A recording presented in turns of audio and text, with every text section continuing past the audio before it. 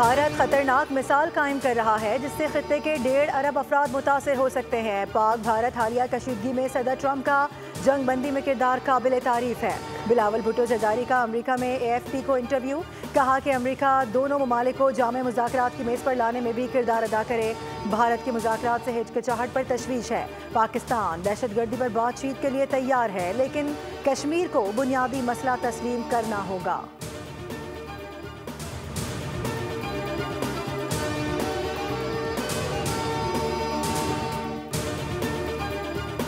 कराची में ज़लज़लों का गैर मामूली सिलसिला, 6 रोज़ में 31 बार ज़मीन हिला डाली।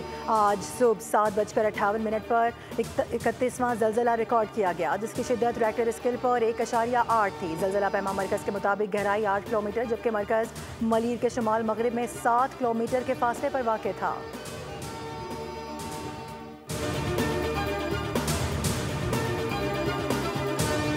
और शाहजाबाद में मोटरवे M5 पर मुसाफिर बस और ट्रेलर में तसादुम, एक शख्स जाम बहक, 11 अफराद जख्मी। बस रात गए सादिकाबाद से लाहौर जा रही थी। रेस्क्यू के मुताबिक जख्मियों में 4 ख़वातीन भी शामिल हैं। हादसे की वजह ड्राइवर को नींद आना बताया गया है। अटक के इलाके पिंडी घेप में तेज़ रफ्तार कार उलटने से एक ही खानदान के 3 अफराद जख्मी हो गए।